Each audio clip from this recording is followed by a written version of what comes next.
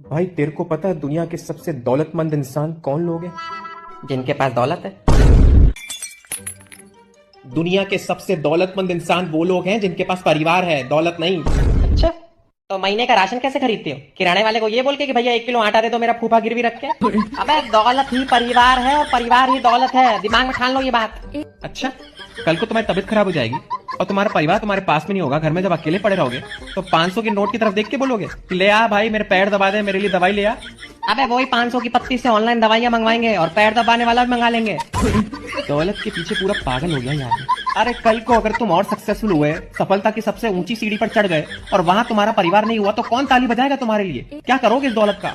तुमने कभी सुना है कि आदमी सफलता की सीढ़ी पर चढ़ा हो और वहां उसका परिवार और रिश्तेदार तालियां बजा रहे हैं? अच्छा, अगली बार तुम अपने रिश्तेदार के घर जाओ ना तो जेब से 2 सिक्के गिरा देना। जैसे सिक्के गिरेंगे रिश्तेदार भी गिर जाएंगे। आए बड़े परिवार परिवार